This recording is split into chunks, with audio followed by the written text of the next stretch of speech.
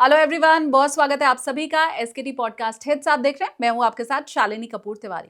हमारे पॉडकास्ट की लेंथ बहुत लंबी होती है और इसीलिए आप लोगों ने रिक्वेस्ट किया कि हम कुछ छोटे पार्ट्स में अपने पॉडकास्ट को आपके सामने लेकर के आएं और उसी के लिए कोशिश है ये एसकेटी पॉडकास्ट हिट्स। आपने अगर अभी तक सब्सक्राइब नहीं किया है तो पहले तो आप सब्सक्राइब कीजिए, बेल आइकन आप प्रेस कीजिए। और अब मिलवाती हूँ आपको आज के हमारे मेहमान से। उत्तर प्रदेश अब उत्तम प्रदेश बन रहा है, ये सुना आपने बहुत होगा। अब उत्तर प्रदेश में निवेश बहुत बढ़ रहा है, ये आपने जरूर सुना होगा। कानून व्यवस्था बड़ी शानदार हो चुकी है, ये आपने सुना होगा। खबरों में आपने जरूर देखा होगा कि माफिया राज अब खत्म हुआ है उत्तर प्रदेश में, ये आप जानते हैं।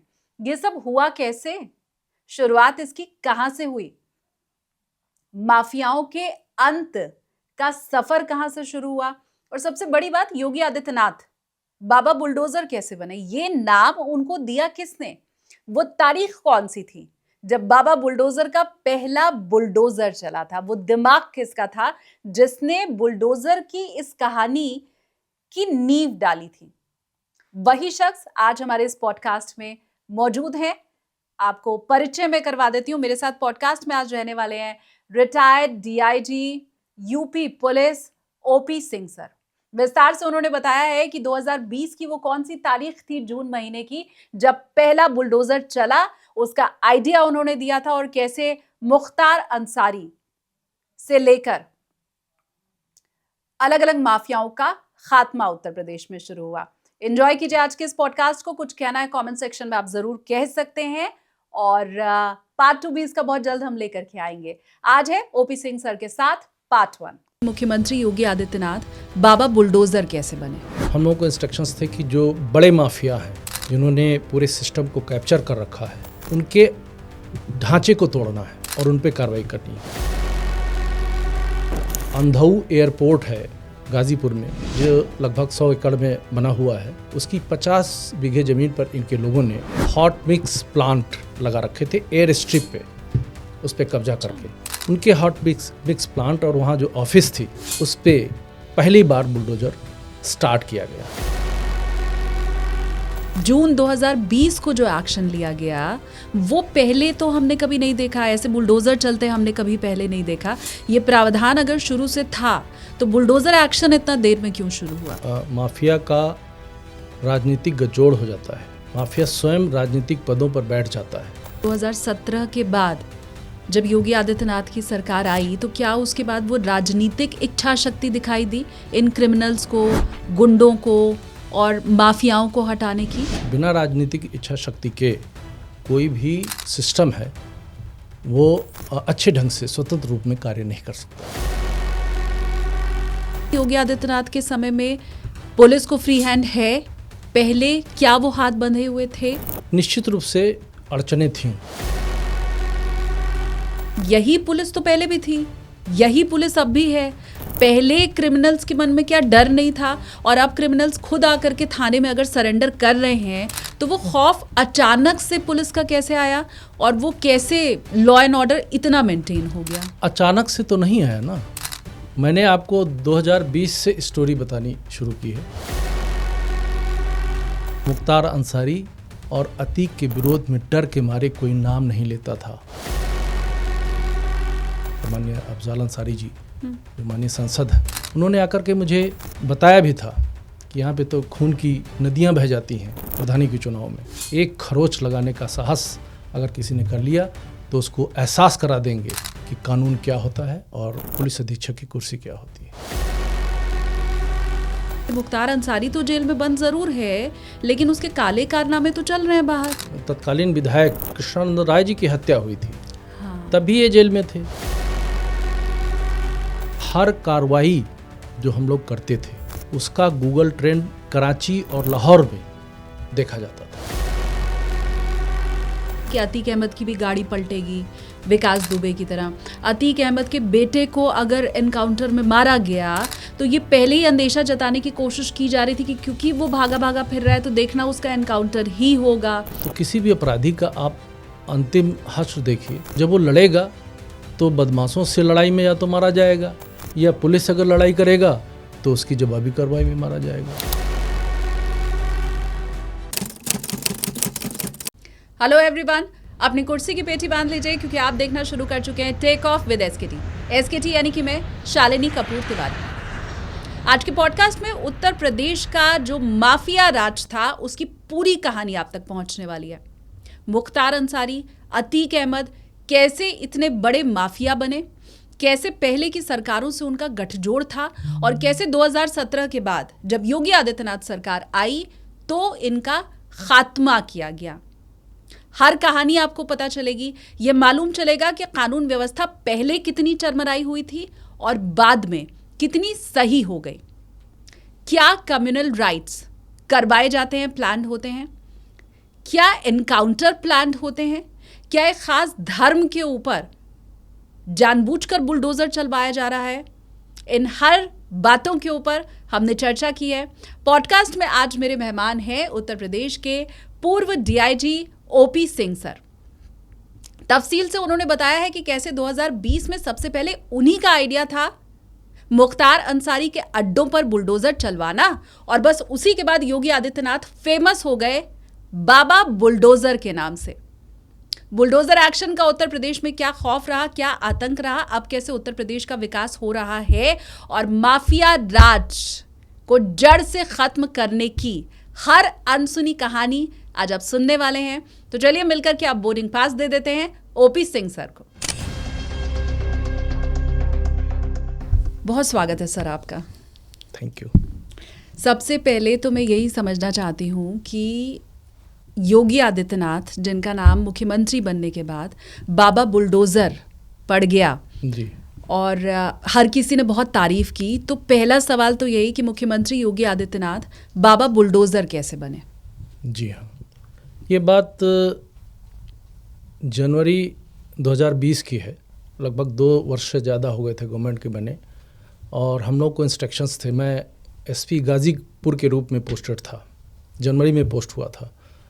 हम लोगों को इंस्ट्रक्शंस थे कि जो बड़े माफिया हैं जिन्होंने पूरे सिस्टम को कैप्चर कर रखा है उन पे उनके ढांचे को तोड़ना है और उन पे कार्रवाई करनी है। चूँकि गाज़ीपुर का, जैसा कि आप जानते हैं, इंटर स्टेट गैंग 191 का जो मुखिया था मुख्तार अंसारी, वो जेल में था। उस पे जो केसेस थे उसकी हम लोग पैरवी कर रहे थे, लेकिन टेरर इतना ज़्यादा था कि जो गवाहान हैं और उसके जो पैरवी करने वाले लोग हैं सभी लोग डरते थे। और हम लोगों को लगा कि अब इनके केसेस में तब तक कार्रवाई नहीं हो सकती है जब तक एक एटमॉस्फेयर ना दिया जाए, जनता के मन में एक मैसेज ना पहुँचे कि माफिया का डर नहीं, डर कानून का माफियाओं के अंदर होना चाहिए। जब तक ये मैसेज ना दिया जाए तब तक मुझे लगता है कि इसमें सफलता नहीं मिलेगी। तो मैंने इसके लिए 2-2.5 महीने का अनुमति मांगी और मुझे अनुमति मिली। फिर हमने इस पे हम लोगों ने की टीम ने गाज़ीपुर में अध्ययन किया तो ये पाया कि चूँकि इनका सोशियो इकोनॉमिक पॉलिटिकल तीनों सिस्टम पे एक अपने क्राइम के माध्यम से इनका अधिकार है, तो उस पर जब तक हिट नहीं किया जाएगा तब तक इन पे कोई कार्रवाई एक्चुअल रूप में नहीं हो पाएगी। मुख्तार अंसारी, जी हाँ, उनके जेल में रहते, बंद होते हुए भी उनके सहयोगी थे, उनके गैंग के लोग थे और उनके नाम पे इतना ज़्यादा उगाही हो रही थी, मुख्तार अंसारी के नाम पे इतनी ज़्यादा उगाही हो रही थी। पर मंथ अगर आप बिजनेस कर रहे हैं उसका एक परसेंटेज उस गैंग के लोगों को नहीं देंगे तो आपका जीना मुश्किल है, आप कोई व्यापार नहीं कर सकते हैं। ऐसा एटमॉस्फेयर था। उस एटमॉस्फेयर को ख़त्म करने के लिए हम लोगों ने जो वर्क किया उसमें ये पाया कि इन्होंने जो अपना आर्थिक ढांचा बनाया है वो कानून को तोड़ करके बनाया है। तो जो इन पे क्रिमिनल केसेस थे उनके अतिरिक्त ऐसी चीज़ें जिस पे इन्होंने अपना आर्थिक साम्राज्य खड़ा किया है, कानूनी प्राविधानों को तोड़ करके उनको प्रकाश मिला करके उन पे अगर कार्रवाई की जाए तो नई कार्रवाई भी हो सकती है और जनता के भीतर ये मैसेज जा सकता है कि हाँ माफिया पे भी कार्रवाई हो सकती है।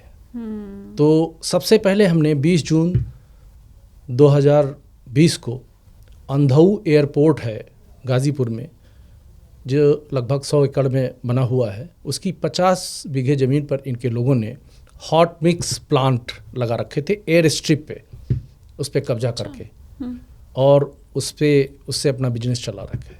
तो उनको नियमानुसार डिस्ट्रिक्ट मजिस्ट्रेट द्वारा नोटिस दिला करके और उस पे उनके हॉट मिक्स प्लांट और वहाँ जो ऑफिस थी उस पे पहली बार बुलडोजर स्टार्ट किया गया कि इसको ध्वस्त किया जाए। 20 जून 2020 को कि स्टार्ट किया गया, और वहीं से उसका जो इम्पैक्ट आया, जनता के बीच में जो संदेश आया, उससे ये लगा कि इस प्रकार की कार्रवाई से ही माफियाओं का जो ढांचा है, मजबूत ढांचा है, उसको तोड़ा जा सकता है और जनता के बीच में ये संदेश दिया जा सकता है कि हाँ, कानून सबसे ऊपर है, न कि माफिया।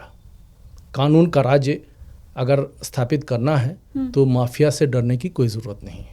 तो ये जब आपकी तरफ से प्रपोजल दिया गया होगा कि बुलडोज़र चलवाया जा सकता है या ये एक्शन किया जा सकता है, इससे ही मुख्तार अंसारी का जो साम्राज्य है वो टूटेगा, तो किसी तरह की कोई अड़चन आई हो, ये कहा गया हो कि वाई बुलडोज़र के अलावा कुछ और विकल्प हो, कुछ ऐसा था? बहुत कानूनी अड़चनें आई थी, जिसपे हम लोगों ने तत्कालीन डिस्ट्रिक्ट मजिस्ट्रेट ने उसको पूरी तरीके से कानूनी पर्व्यू में, जो समय होता है, समय सीमा होती है, इसीलिए थोड़ा समय लगता है, समय सीमा के अंतर्गत नोटिस दे करके उसके बाद भी अगर कोई कार्रवाई नहीं होती है तो जो कानूनी प्राविधान हैं उन प्राविधानों के तहत ही बुलडोजर की कार्रवाई की गई है।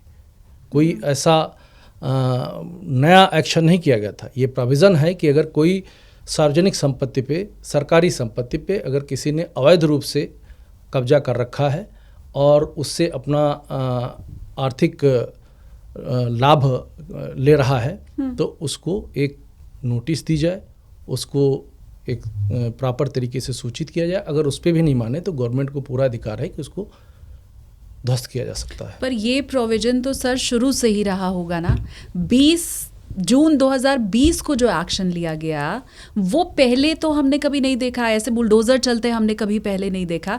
ये प्रावधान अगर शुरू से था तो बुलडोज़र एक्शन इतना देर में क्यों शुरू हुआ? तो यही तो कमिटमेंट की कमी होती है। जब माफिया का राजनीतिक गठजोड़ हो जाता है, माफिया स्वयं राजनीतिक पदों पर बैठ जाता है, जनता में इस तरीके का भय व्याप्त हो जाता है कि उसको वोट भी दे देती है और वो जीत करके पॉलिटिकल सिस्टम में घुस जाता है, तो फिर ये सब चीज़ें पीछे चली जाती हैं। तो ब्यूरोक्रेट्स भी ठीक ढंग से काम नहीं कर पाते हैं और अस्थिरता की दशा में राजनीतिक दलों का भी संरक्षण उन्हें प्राप्त हो जाता है। इस कारण से ये चीज़ें अमल में नहीं लाई जा सकी। तो ये फिर क्या मैं मानूं आपकी इस बात से कि 2017 के बाद जब योगी आदित्यनाथ की सरकार आई तो क्या उसके बाद वो राजनीतिक इच्छा शक्ति दिखाई दी इन क्रिमिनल्स को, गुंडों को और माफियाओं को हटाने की? जी हाँ, बहुत बड़ी इच्छा शक्ति थी। बिना राजनीतिक इच्छा शक्ति के कोई भी जो सिस्टम है वो अच्छे ढंग से स्वतंत्र रूप में कार्य नहीं कर सकता है। सर मुझे आप ये भी बताइए, क्योंकि मीडिया में रहते हुए हम लोगों ने सबने ये सुना था कि योगी आदित्यनाथ के राज में पुलिस को फ्री हैंड है, जो कि पहले नहीं था। तो इसमें आपने कितना बदलाव देखा माफियाओं को खासकर ख़त्म करने के परिप्रेक्ष्य में? मैं पूछ रही हूँ कि क्या वाकई योगी आदित्यनाथ के समय में पुलिस को फ्री हैंड है? पहले क्या वो हाथ बंधे हुए थे?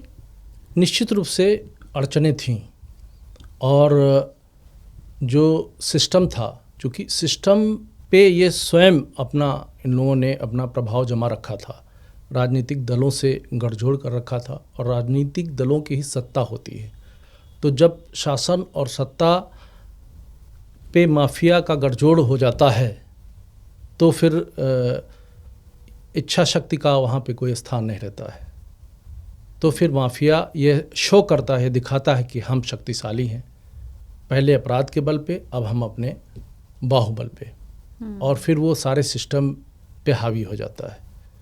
जनता में भी यही संदेश चला जाता है और मोर और लेस फिर कानून के इम्प्लीमेंटेशन में भी इसी प्रकार की अड़चन बनी रहती है।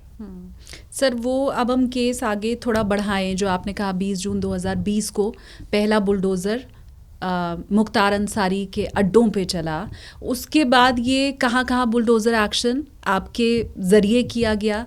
क्या मुख्तार अंसारी के बाकी भी कोई अड्डे थे जहाँ बाद में बुलडोज़र चलवाया गया? जी हाँ, उसके बाद से जब इसमें आगे काम शुरू हुआ तो FCI का गोदाम फतेहुल्लागंज गाज़ीपुर में है, वहाँ पे बना था, जिसमें इन्होंने लगभग 30 बीघे ज़मीन कब्ज़ा कर रखी थी। FCI गोदाम को किराए पर विकास कंस्ट्रक्शन जो कंपनी थी इनकी, मुख्तार अंसारी और उनके रिश्तेदारों ने मिलकर बनाई थी। FCI गोदाम को लगभग 25 लाख रुपए के आसपास किराया आता था और जो ट्रकें आती थीं उनसे अवैध वसूली होती थी। और उस FCI गोदाम के सामने गवर्नमेंट लैंड थी, तालाब आदि था, उस पर भी कब्जा था, तो उसको मुक्त कराया गया, FCI गोदाम को खाली कराया गया। ये दूसरा एक्शन था। उसके बाद इनका जो कौमी एकता पार्टी का मुख्यालय था, गज़ल होटल के नाम से प्रसिद्ध था, गाज़ीपुर मुख्यालय में था। गज़ल होटल में इनका मुख्यालय था, जिसमें दुकानें थीं, बैंक थे और ऊपर इनका कार्यालय चलता था।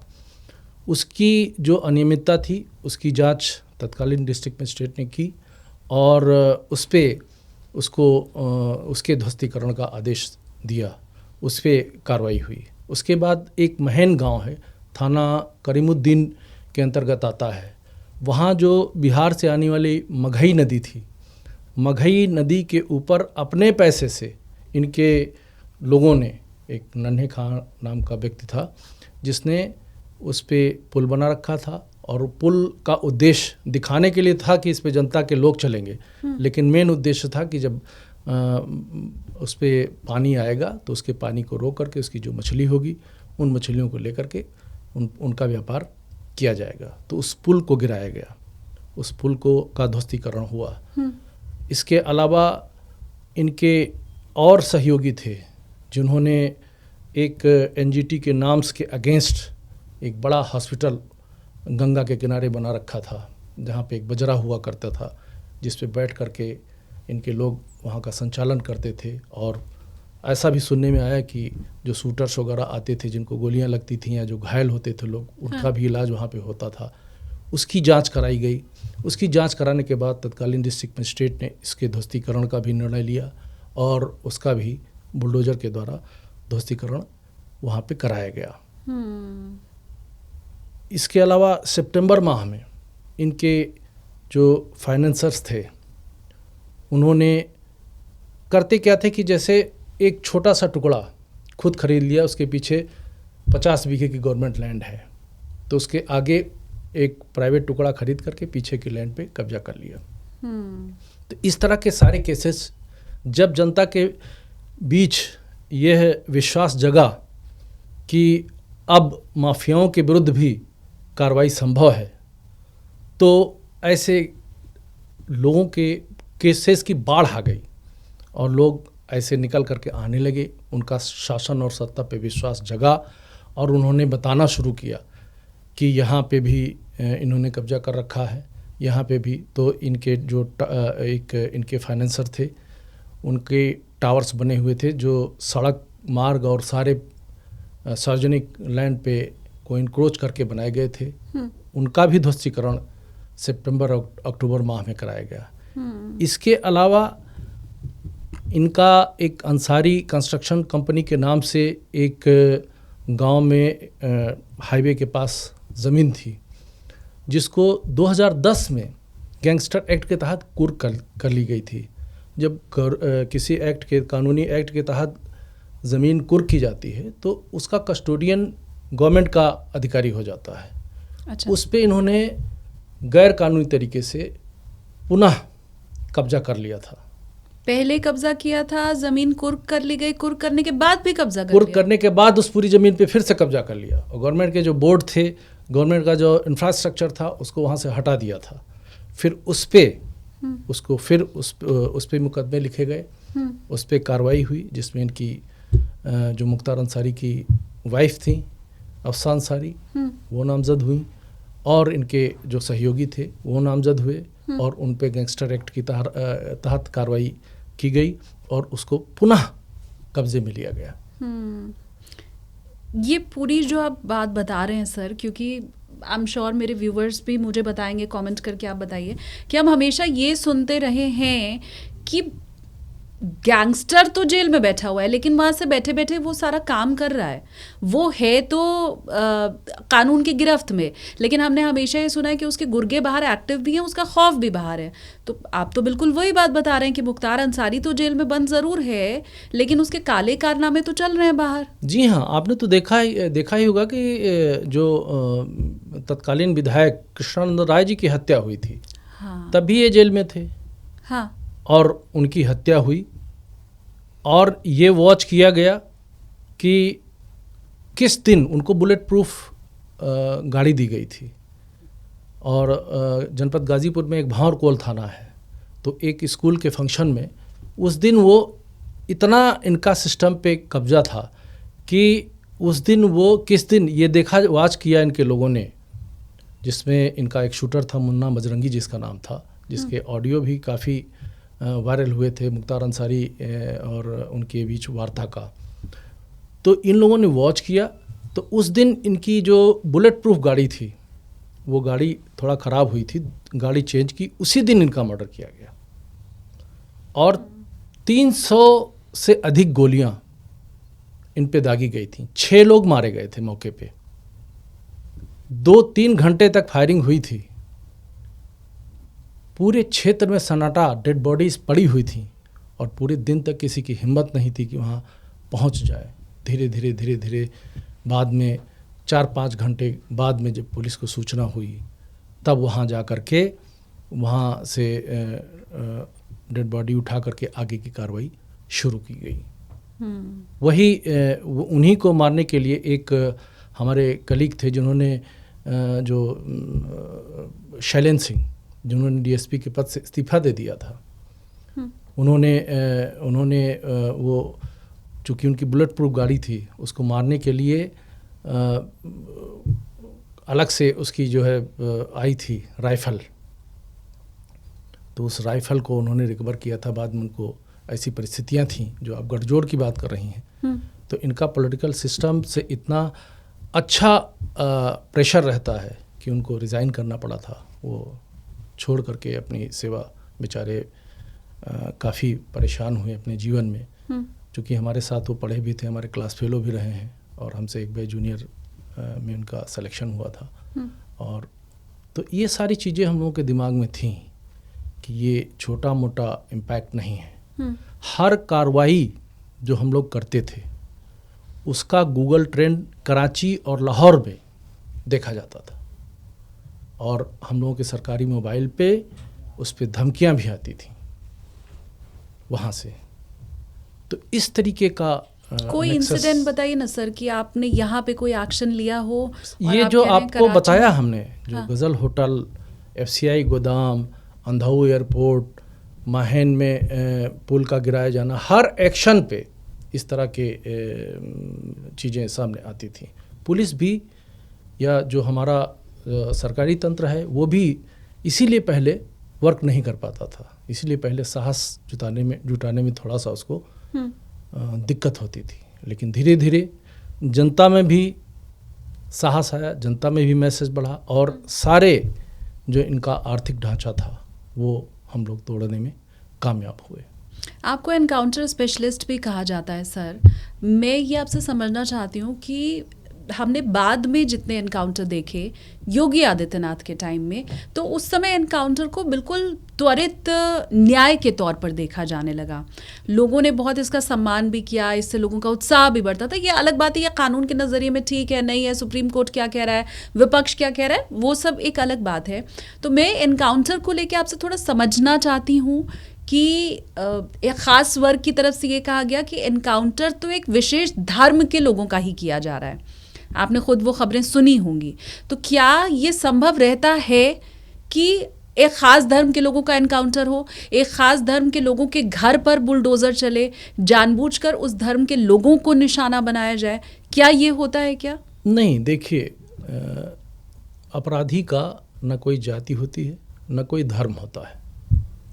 चाहे मुख्तार अंसारी का गैंग हो, इनके जो सहयोगी हों, इसको ले लीजिए, चाहे अतीक जो माफिया था उसका गैंग हो, उसके जो सहयोगी थे उसको ले लीजिए, आपको उसमें हिंदू, मुसलमान और हिंदू सारे लोग मिलेंगे।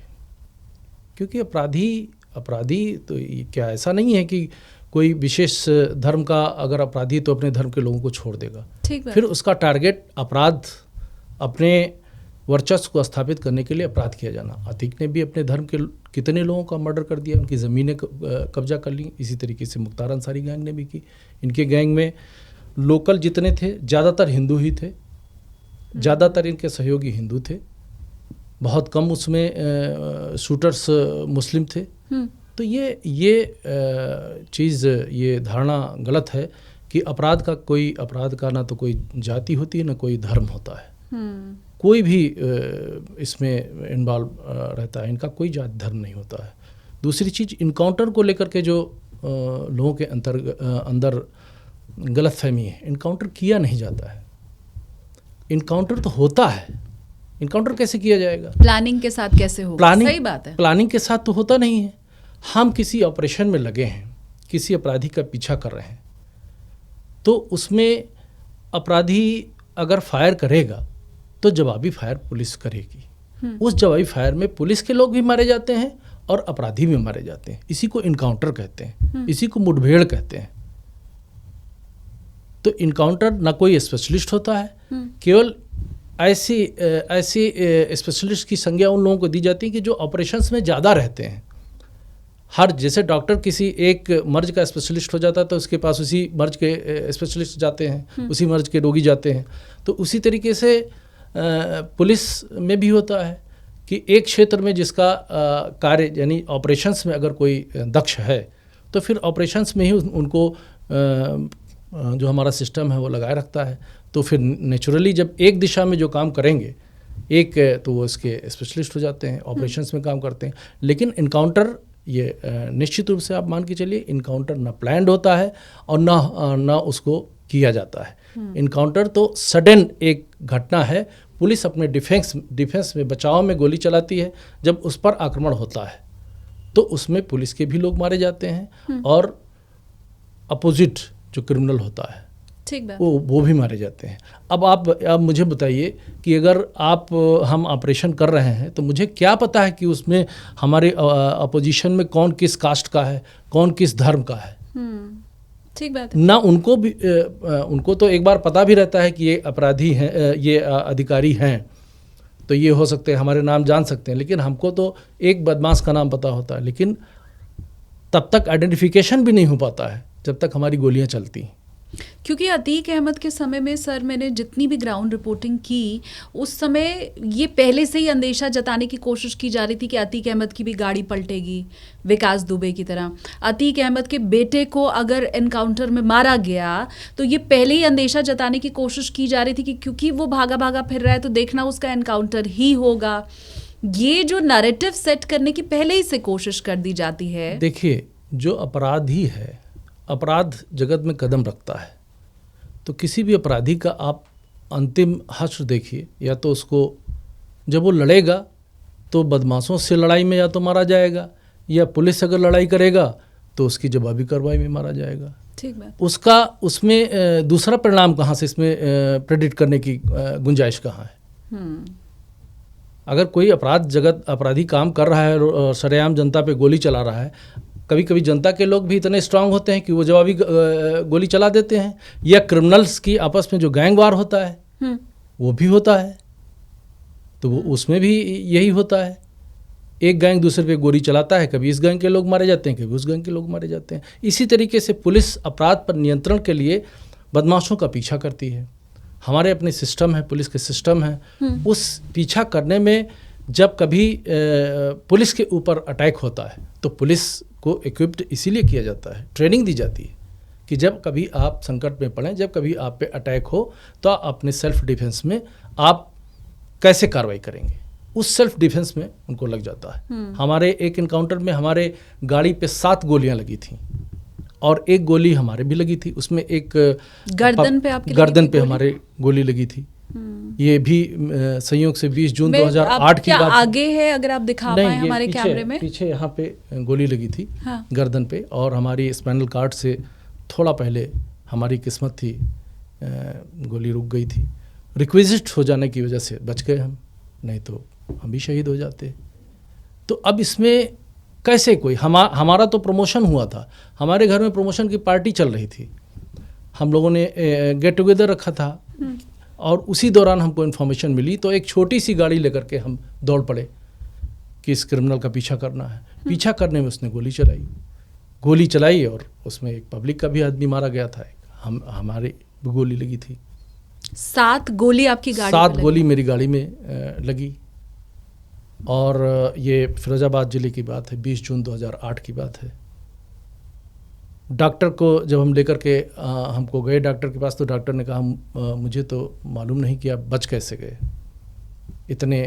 तो आप सोचिए, तो इनकाउंटर ऐसे नहीं होता है, इनकाउंटर ऐसे नहीं होता है जिसको आप कहते हैं कि, या पब्लिक सोचती है कि साहब ये तो, लेकिन जिसका जो प्रोफेशन है, क्रिमिनल का जो प्रोफेशन है, तो फिर उसका तो अंजाम क्राइम के माध्यम से ही होगा ना। ठीक बात। अगर नहीं सर, सलाम है आपको, आपके जज्बे को, और मैं व्यूवर्स को भी कहूँगी कि अब मुझे लगता है आपका जितना भी भ्रम था वो दूर हो गया होगा। एक ऐसे ऑफिसर मेरे सामने इस वक्त बैठे हैं जिन्होंने खुद गोली खाई है, उनकी गाड़ी पर 7 गोलियां चली, तो आप ये अब समझ सकते हैं, सर आपको बता भी रहे हैं कि कभी भी देख के, सुन के, समझ के, धर्म जानकर और प्लानिंग के साथ एनकाउंटर नहीं किया जाता है।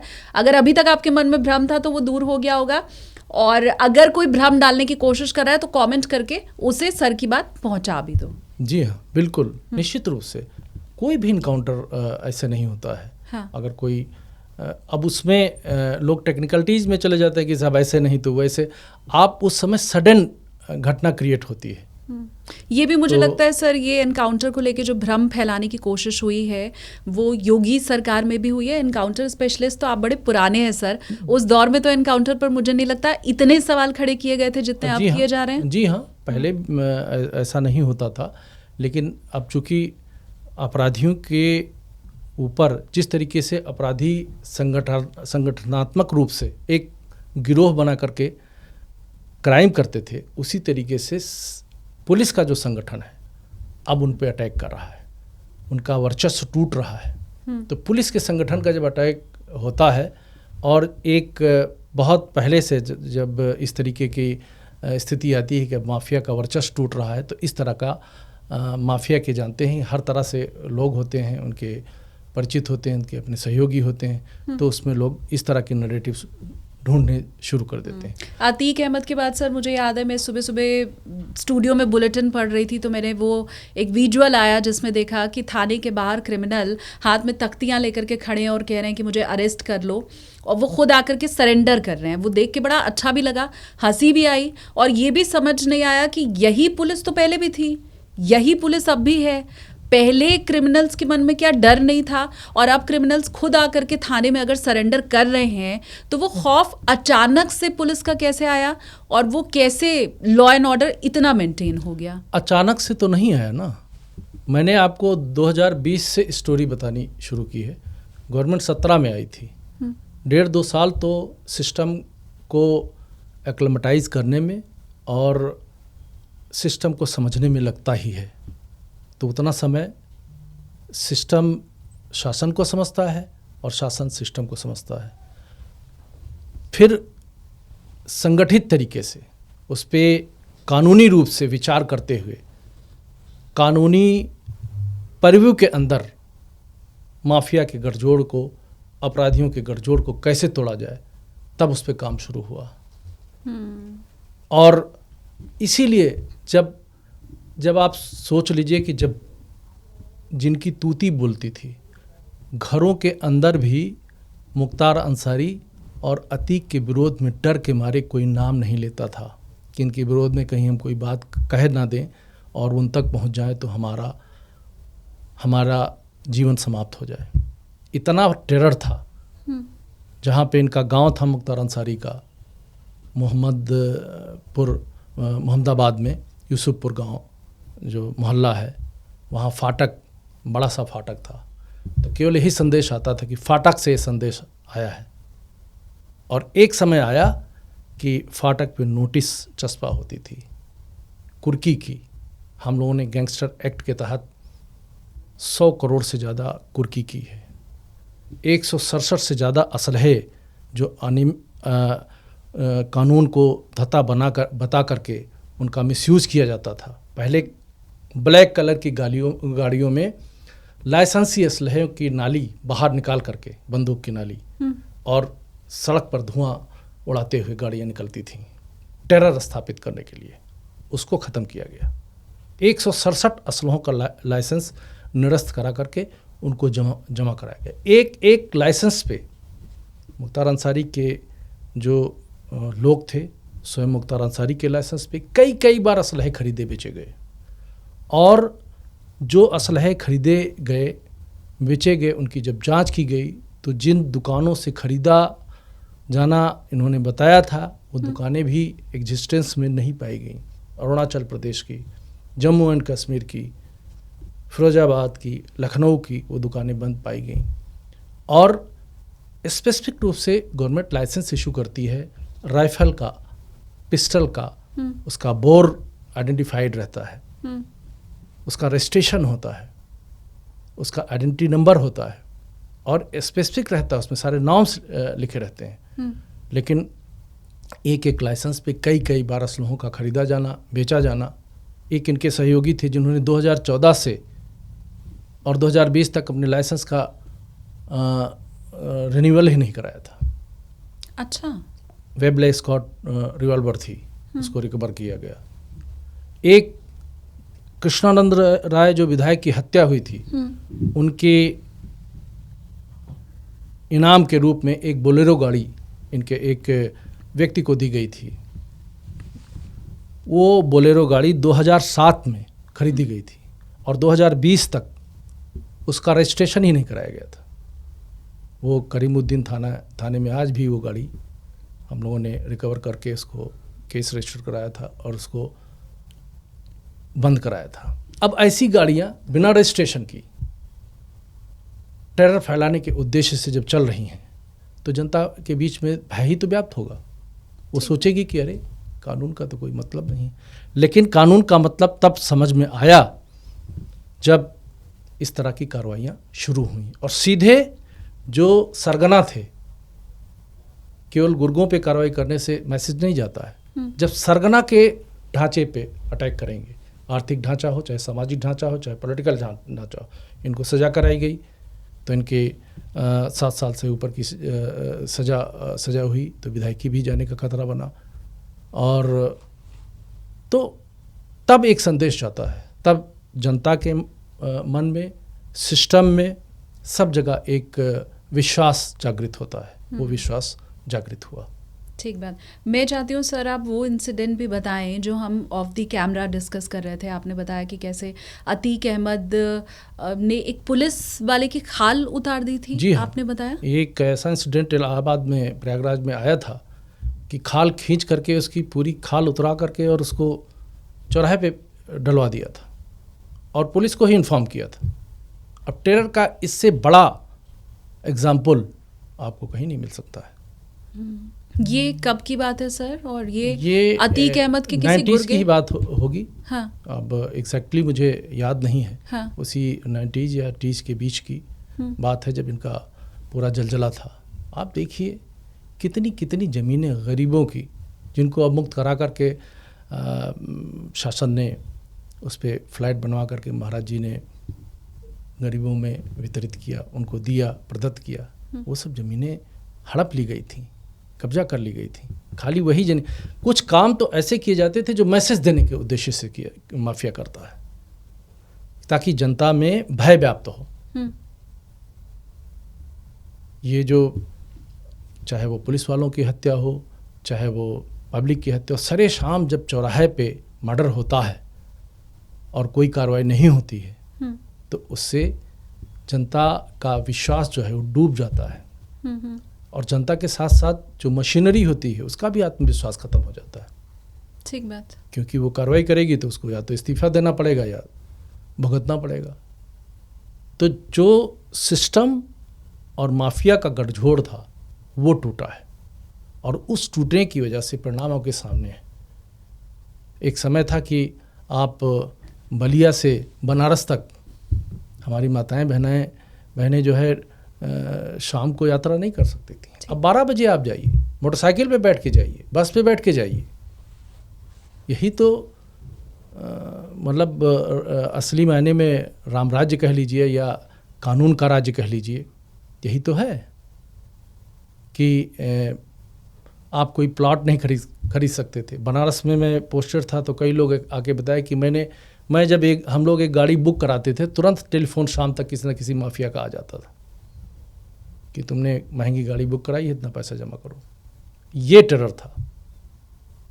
कोई जो बड़े ठेके थे वो सारे ठेके सबलेट कर दिए जाते थे, कागज में आना नहीं नाम, उसमें मैसेज पहुंच गया, और मैसेज पहुंच गया तो दे दिया गया उनके गुर्गों को। फिर उसके बाद जो एक्सपर्ट पार्टी होती थी वो खरीद लेती थी दोबारा। नाम जिसके जो काम करती थी उस कंपनी का रहता था, लेकिन उसके बीच में जो खेल होता था, तो यही तो माफिया का खेल होता है। तो हर सिस्टम में जब प्रधानी का इलेक्शंस आए तो उस समय जो मुख्तार अंसारी के भाई हैं माननीय अफजाल अंसारी जी, जो माननीय सांसद हैं, उन्होंने आकर के मुझे बताया भी था कि यहाँ पे तो खून की नदियाँ बह जाती हैं प्रधानी के चुनाव में। तो मैंने डाटा निकलवाया था, तो प्री इलेक्शन, पोल डे और आफ्टर इलेक्शन तीनों का डाटा मिलाया तो निश्चित रूप से 27-28 मर्डर मुझे तीनों फेजेज में मिले पिछले इलेक्शंस में। लेकिन मैंने उनसे कह दिया था कि मैं आपसे आज एज ए पुलिस अफसर वादा करता हूं कि एक खरोच अगर किसी ने इस इलेक्शन में किसी व्यक्ति को लगा दी तो मुझसे आकर के आप मिलिएगा। एक खरोच लगाने का साहस अगर किसी ने कर लिया तो उसको एहसास करा देंगे कि कानून क्या होता है और पुलिस अधीक्षक की कुर्सी क्या होती है। ये मैंने बताया था, और वही हुआ भी। बड़े ही शांतिपूर्ण तरीके से इलेक्शंस हुए, और जनता के लोगों के टेलीफोन्स आते थे कि साहब हम पहली बार विजयी हुए हैं, हमें पहली बार कोई धमकी नहीं मिली है, हम आराम से इलेक्शन जीत गए, हमको कुछ करना नहीं पड़ा। तो यही तो एटमॉस्फेयर होता है। इसी को तो कहते हैं माफिया के गठजोड़ को टूटना। यही चीज़ प्रयागराज में हुई। अतीक का जो टेरर था वो ख़त्म हुआ। अभी भी देखिए बीच बीच में जो आपको सूचनाएं मिलती हैं कि उनके लोग कोशिश करते हैं, वो माहौल बनाने की कोशिश करते हैं। तो इसलिए जो है कानून का राज्य सही मायने में अब चल रहा है, इसको आप अच्छी तरीके से जान सकते हैं।